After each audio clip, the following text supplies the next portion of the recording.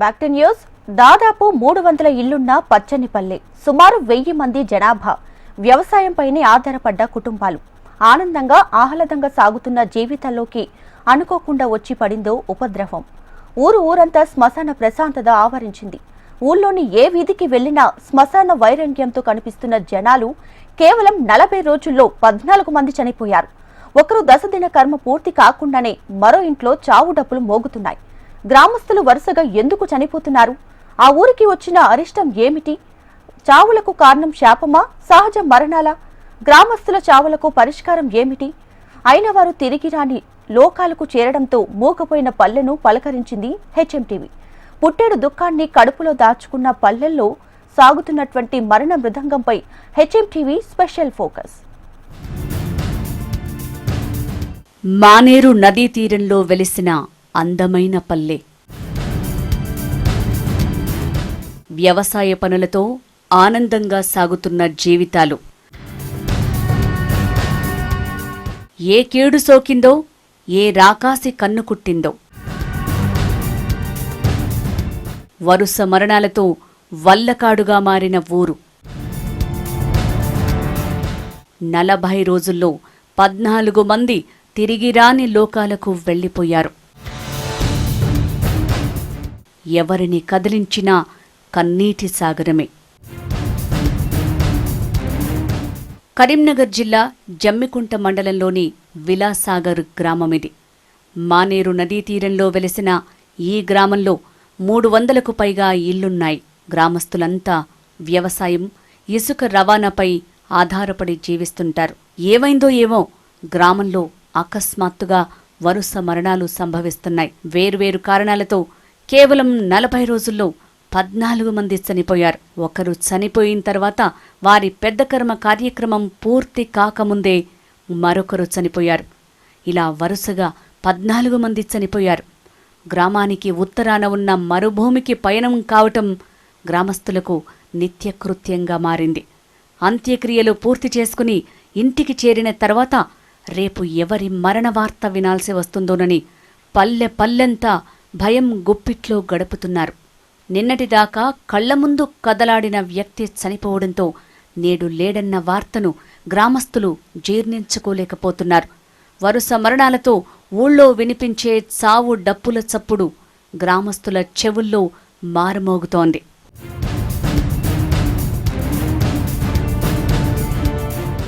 వరుస మరణాలతో ఊరికి ఏదో అరిష్టం జరిగిందని గ్రామస్తుల్లో భయం మొదలైంది. దీంతో గ్రామస్తులంతా స్థానిక పండితుడిని కలిశారు. పంచాంగం, ఇతర గ్రంథాలను తిరగేసిన పండితుడు గ్రామస్తులకు పరిష్కారం చూపించాడు. గ్రామానికి కీడు సోకిందని, 15 ఏళ్ల క్రితం కూడా గ్రామానికి ఇలాంటి ముప్పే ముంచుకు వస్తే పరిహారంతో గట్టెక్కామని చెప్పాడు. అయితే గ్రామానికి పట్టిన కీడు తొలగిపోవాలంటే గ్రామస్తులు ఊరి విడిచి వెళ్లిపోవాలని సూచించారు. ఊర్లో వరుసబెట్టి మరణాలు జరగడంతో ఒక్కసారిగా అనేకమైనటువంటి అనుమానాలు వ్యాపించాయి. పెద్ద ఎత్తున ఆరోపణలు, అనుమానాలు ఊరిలో రగలడంతో ఒక రోజంతా ఊరిని విడిచి వెళ్ళాలి, బయటే వండుకొని తినాలనేటువంటి ఒక నిర్ణయానికి వచ్చింది.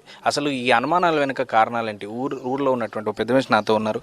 అసలు ఏంటి ఈ అనుమానాలు ఎందుకు వచ్చినాయి? వరుసగా చనిపోవడం వల్ల ఇలాంటి అనుమానాలు వచ్చాయా, లేకపోతే గతంలోనూ ఇప్పుడు గుడికి విషయం కావచ్చు, మర్రి చెట్టు విషయం కావచ్చు, ఇట్లాంటివి ఉండేనా? అంటే ఇక్కడ ఇప్పుడు 2-3 నెలలు అవుతుంది.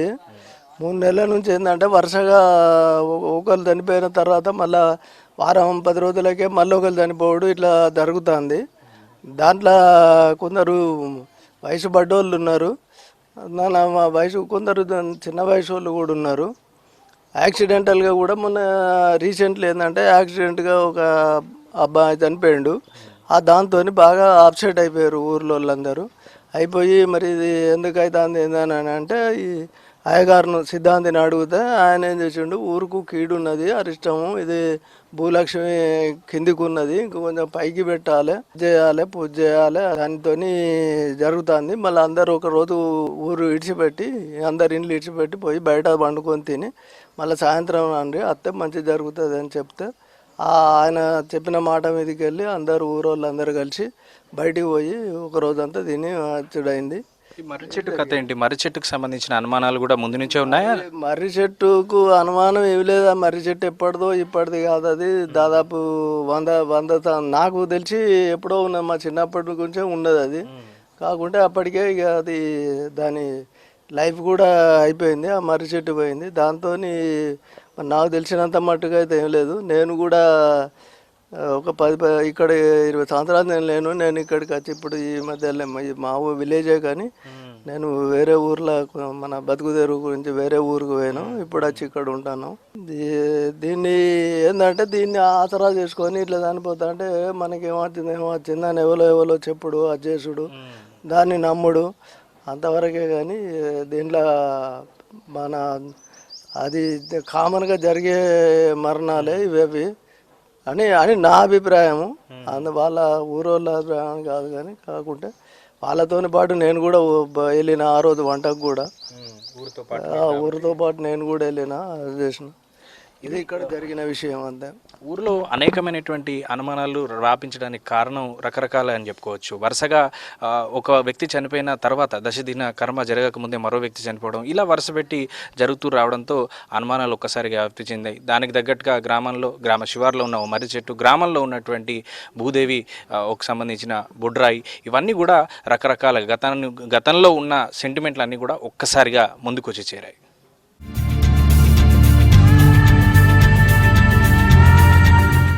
సిద్ధాంతి సూచించినట్లుగానే గ్రామస్తులంతా ఒక్కరోజు ఇళ్లకు తాళాలు వేసి ఊరు విడిచి గొడ్డు గోదాను తరలించుకుని గ్రామ శివారుకు వెళ్లారు. గ్రామ సమీపంలోని మానేరు నదిలో బ్రిడ్జి కింద వంటలు వండుకుని తిని మిగిలిన ఆహార పదార్థాలను అక్కడే వదిలేసి తిరిగి సాయంత్రం ఇళ్లకు చేరారు. గ్రామస్తులందరూ ఊరిని వదిలిపోవడంతో ఊరు నిర్మానుష్యంగా మారింది. ఏ వీధిలో చూసినా తాళం వేసిన ఇళ్లే కనిపించాయి. గ్రామాన్ని ఇక ఏ కీడు ఏమీ చెయ్యలేదని నిశ్చింతగా పడుకున్నారు. ఊళ్ళో ఏం జరుగుతోందని ఆరా తీసిన హెచ్ఎంటీవీ ప్రతినిధికి భయంగానే సమాధానం చెప్తున్నారు. ఆ కీడు సంగతి నాకు ఆరోగ్యం మంచిగా లేక నేను ఇవ్వలేను నాయన. ఏం జరగలే, గిట్టిన కీడు అంటలు కాయగారు ఉమ్మంటే వేయడం వచ్చినాం గంతే. ఇంత అన్నం వండుకొని తిని అన్నీ బోలు బొక్కలు కట్టుకొని వచ్చినాం. 10 సంవత్సరంగా ఇప్పుడే ఒక అందరు వేయరంటే పోయినాం గంతే. ఎవరి వాళ్ళు వండుకొని తినచ్చుడే మనం ఇంట్లో వండుకున్నట్టే ఆడ గంతే. పొద్దుగాల పోయినాం, మళ్ళీ పొద్దుకంగా 6 వరకు మళ్ళీ ఇంటికి వచ్చినాం.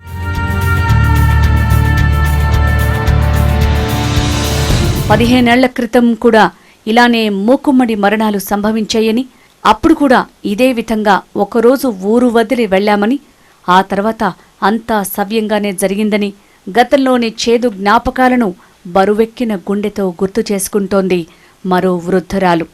15 ఏళ్ళ కింద పోయినాం, గిట్లని జరుగుతాయి.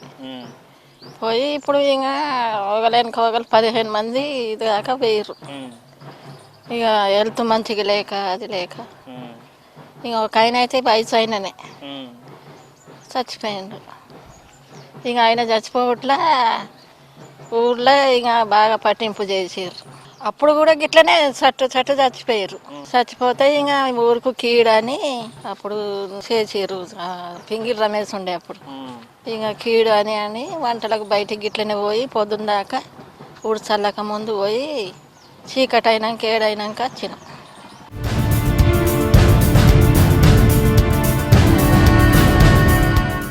సిద్ధాంతి మాటతో ఒకరోజంతా ఊరు విడిచిపెట్టి వెళ్లిన గ్రామస్తులు ఇకపై అంతా బాగానే జరుగుతుందనుకుని భవిష్యత్తుపై భరోసాతో ఉన్నారు. రేపటి గురించి ఆశలతో ఊరంతా ప్రశాంతంగా నిద్రపోయింది. ఇకపై ఎలాంటి చెడు జరగదన్న నమ్మకంతో నిద్రలేచారు. కాని గ్రామస్తుల నమ్మకం ఎక్కువసేపు నిలవలేదు. గ్రామస్తులంతా ఊరు విడిచి వెళ్ళొచ్చిన మరుసటి రోజే మరో మరణ వార్త వినిపించింది. మాకెవరన్నా దూరాలు ఎవరన్నా మాకు సాయం చేసే వాళ్ళు ఉంటే చెయ్యరు, మా ఊరినన్న మంచిగా చెయ్యరు. కీడు వచ్చిందని అంటలోకి పోయి వచ్చిన తెల్లారా మళ్ళీ ఒక ఆయన చచ్చిపోయిండు. ఇట్లా ఇంకో ఒక ఆయన మందు తాగిండు. ఇట్లా ఉన్నది కథ.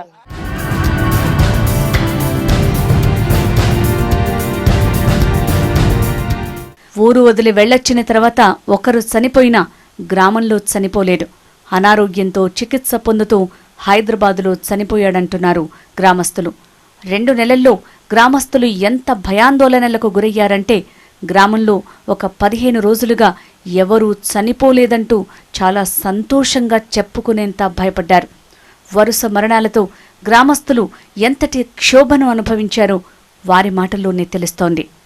45 రోజులలో కొంతమంది చనిపోవడం జరిగింది. ఇక మొన్న నుండి అంటే ఏది లేదు. ఇప్పుడు ఇదివరకు చావు అయిపోకముందే ఇంకో చావు వస్తుండే. ఈ మధ్యలో లేదు. 15 రోజుల నుంచి 15-20 రోజులు అవుతుంది. ఇప్పటి నుంచి అయితే ఏది లేదు. ఇప్పుడు మంచిగానే ఉంది ఊరు. ఇక కొంతమంది ఏజ్ బారయ్యి, కొంతమంది యంగర్సే అనుకోకుండా యాక్సిడెంటల్గా హాస్పిటల్ పోయి అటే చనిపోవడం అట్లా జరిగింది. అసలు ఇక ఏందనేది తెలియదు. అయ్యగారు ఊరు వదిలిపెట్టమన్నాడు, వదిలిపెట్టిపోయినాం. పోయి వచ్చిన కాడి నుంచి అయితే ఇప్పుడు మంచిగా జరుగుతుంది. ఒక ఆయన చనిపోయాడు కానీ అది అక్కడ హైదరాబాద్లో ఆయన కొంచెం పేషెంట్. ఇక జరిగిందని అనిపించే అందరు కలిసి బయటికి కూడా జరిగింది. పోయి వచ్చారు దాదాపుగా. పోయి వచ్చిన కాడి నుంచి అయితే ఏం జరుగుతుంది. ఇప్పటి వరకు అయితే ఓకే.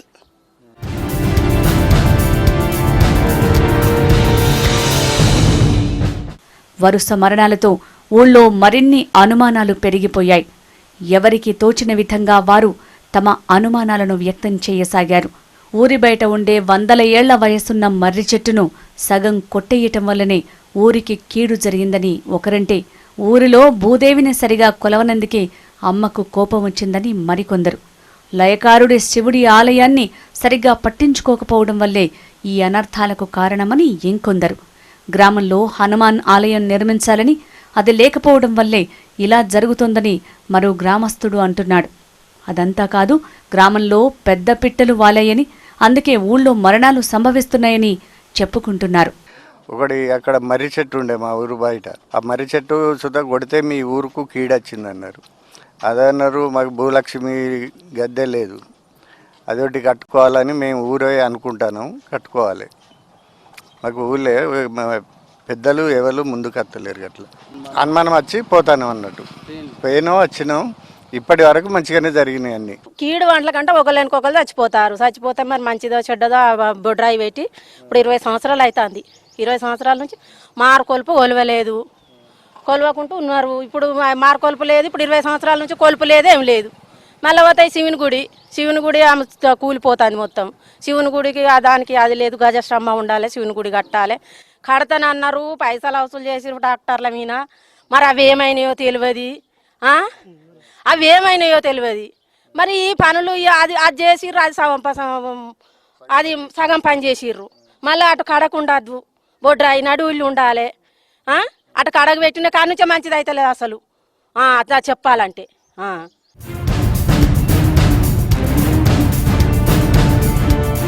గ్రామస్తులు తలా ఓ మాట మాట్లాడటంతో భయపడ్డ కొందరు గ్రామస్తులు తమకు తోచిన విధంగా పరిహారం చేయటం మొదలుపెట్టారు. గ్రామదేవతలకు పూజలు చేసి నైవేద్యాలు సమర్పించుకుంటున్నారు.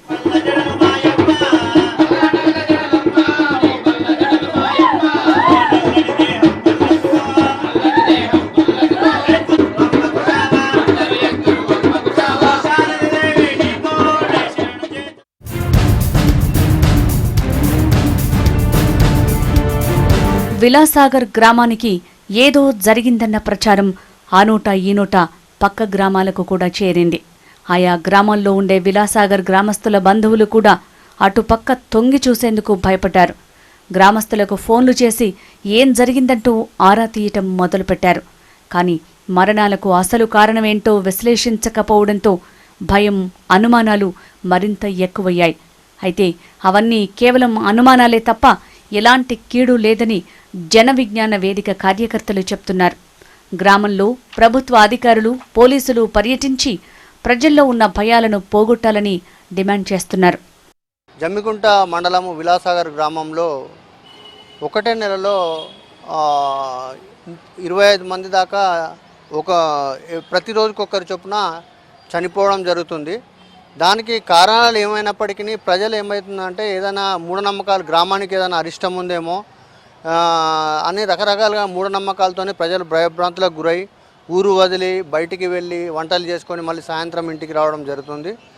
అయితే ఇలాంటి సాధారణ మూఢనమ్మకాలు నిర్మించడానికి జిల్లా యంత్రాంగము మరియు పోలీసు యంత్రాంగం కూడా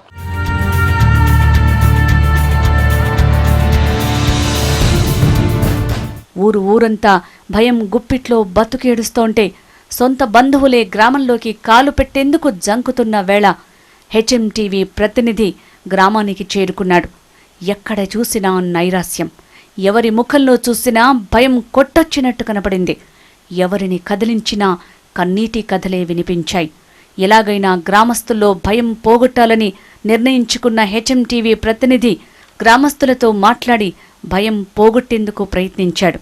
ఇప్పుడిప్పుడే కోలుకుంటున్న గ్రామస్తుల్లో ఓ కొత్త ధైర్యం వచ్చింది. సమస్య పట్ల అవగాహన ఏర్పడుతోంది. మా ఊరికి జరిగింది కీడు కాదు, కేవలం అనుమానమే అన్న నిర్ణయానికి వచ్చారు. అయితే గ్రామంలో మిగిలిపోయిన చిన్న చిన్న పనులు అంటే ఆలయాల శుద్ధి, అర్ధాంతరంగా నిలిచిపోయిన ఆలయ నిర్మాణాలు పూర్తి చేసుకుంటే గ్రామానికి అంతా మంచే జరుగుతుందని నమ్ముతున్నారు. కాకపోతే ముందస్తు జరిగింది ఏంటంటే అనుమానావస్థలో చనిపోవట్లా మేము బయటికి వంటలో ఒక మేధావి చెప్తే పోయినాం, అయినా ఆగలేదు. కాకపోతే వాళ్ళ కాలం అక్కడికే ఉన్నది, వాళ్ళ ఆయుసు కాడికే ఉన్నది, చనిపోయారు. అట్లా 40 రోజుల్లో 12 మంది చనిపోయారు. కాకపోతే కొందరు ముసలోళ్ళు ఉన్నారు, కొందరు ఆయుసు అక్కడికే ఉన్నది, అంతే మూఢనమ్మకాలు లేవు. కాకపోతే ఈడువాడల్లో ఉన్నారు. కాకపోతే ఇద్దరు అయితే మేజర్లు కొంచెం పిల్లలు చనిపోయారు. కాకపోతే ఒక ట్రాక్టర్లు బోలవాడే ఒక చనిపోయాడు. అది గతం. అవన్నీ మూఢనమ్మకాలు, అవన్నీ ఏమి లేవు. అవన్నీ నమ్మకాలు లేవు. గతం వల్ల పేనం అయిపోయింది, ఇవన్నీ ఏమి లేదు. ఇప్పుడు రోజులలో ఏమి లేవు. కాకపోతే ఏంటంటే వాళ్ళ ఆయుసు గాడికి ఉన్నది, గాడికి వేరే. రేపు మనమైనా అంతే, రేపు ఇవ్వలేనా అంతే. ఈ ఊరికి ఏం లేదు, అంతే జరుగుతూనే ఉంటుంది, పోతూనే ఉంటుంది. ఇక అంతే. 15 సంవత్సరాల కింద ఇదే సేమ్ జరిగింది. కాకపోతే బయటకు వచ్చే వరకు మంచిగానే జరిగింది. కాకపోతే మొన్న పోయినాక 2 రోజులకి తర్వాత మళ్ళీ ఒక ఆయన అనిపోయాడు. కాకపోతే ఏంటంటే ఇది అనుమాన స్థితి పెరిగినాయి, అంతే. ఏం లేదు అంతే. మధ్యలో వేరు, అది వేరు. కానీ ఈ మధ్యలో మాత్రం 14 మంది ఓలేనుకో 40 రోజులు చనిపోయారు. చుట్టూ కలిసింది. ఒకటి ఏంటంటే అనుమానం నిలబెట్టాలి అనుకున్నారు, ఒకటి నిలబెట్టలేదు, అది ఒకటి ఆగింది. బోడ్రాయి కొలవాల అది ఒకటి ఆగింది. ఈ రెండే, కానీ అవి అనేది ఏం లేదు. ఇక దీంతో మొత్తం జనానికి ఏంటంటే అవి చేయకపోతే అదే కావచ్చు అని ఒక అనుమానం కొద్దిగా ఉన్నది, అంతే. ఏం లేదు. కానీ ఇప్పటికైతే ప్రశాంతంగా ఉన్న జనం మంచిగానే ఉన్నది. ఇప్పుడైతే 2 మాత్రం ఉన్నాయి. ఆ 2 చెప్తే ఇక అనుమానం పోతే ఏం లేదు, అంతే. ఏం లేదు సార్, ఇక అందరం మంచిగా ఉన్నాం. ఇప్పుడు ఎవరు ఏం అనుమానం పెట్టుకోకూరి, అన్ని అట్టి బూటక నమ్మకాలు ఇవి. వెనకటి రోజులు ఏదో మంత్రం అంటే తంత్రం అంటే చాలా మంది భయభ్రాంతులకు గురయ్యేది. కానీ ఇప్పుడు మంత్రాలు అనేటివి లేవు, తంత్రాలు అనేటివి లేవు. అటుగా మనుషులను ఆగం చేసుడు తప్ప ఏం లేదు. మనం ఒకటిగా శివాలయం ఈ బొడ్రాయిని మాత్రం కంపల్సరిగా చేసుకోవాలి. మీరు ప్రజలంతా ముందుకొచ్చి దయచేసి అందరూ సహకరిస్తే ఆ గుడిని కూడా కట్టగలుగుతాం. మన ఊళ్ళో అందరం తలుచుకుంటే ఆ భూమి కొరకు కూడా నేను మన గ్రామస్తులతోటి ఆ పేన మాజీ ఉప సర్పంచ్ గారు కూడా అలా రేకుల షెడ్ వేసుకుంటానని ఆయనే కమిటీ వేసిండు గుడి కడదామని. ఆయనే మళ్ళీ ముగ్గు వస్తే కూడా ఆపి దాన్ని మనం నిర్ణయించుకోవడానికి అందరు ప్రజలు ముందుకు రావాలని దయచేసి మీ అందరి ప్రజలను వేడుకుంటున్నా. ఊరికి ఏ కీడు తోకలేదు, మీరు అనుమానం పెట్టుకోవద్దు. ఎవరు ఊళ్ళో పొంటోళ్ళు కూడా జర దయచేసి మా ఊళ్ళో ఏ కీడు లేదు, ఏది లేదు, మీరు కూడా రాగలరు, పోగలరు. ఏదో అది అకస్మార్గంగా వాళ్ళు హౌస్ కూడా చనిపోయారు కాబట్టి 14 మంది ఏదో అనుమానంతో ఆ అంటల వేనంగానే అది అంటి ముచ్చటే. మీరు దయచేసి ఊళ్ళో పొంటలు కూడా చుట్టాలు కానీ బంధువులు కానీ విలాసాలు ఖర్చిపోగలరని మా మనవి, అంతే. ఎవరు సాధలు పోయాల్సిన కాడికి వెళ్ళైతే ఇప్పటి వరకు ఊరైతే మంచిగానే ఉన్నది. ఇప్పటి వరకు అందరూ వస్తారు పోతారు, మంచిగానే ఉన్నారు. కొంచెం భయం కదా, ఇక అరే ఇప్పుడే మొన్ననే చచ్చిపోయారట, మళ్ళీ చచ్చిపోయారని ఊళ్ళే ఏం అవుతుంది అన్నట్టు భయం ఉన్నది అన్నట్టు. అట్లా ఇప్పటి వరకు అందరు వస్తారు పోతారు, మంచిగా జరుగుతుంది.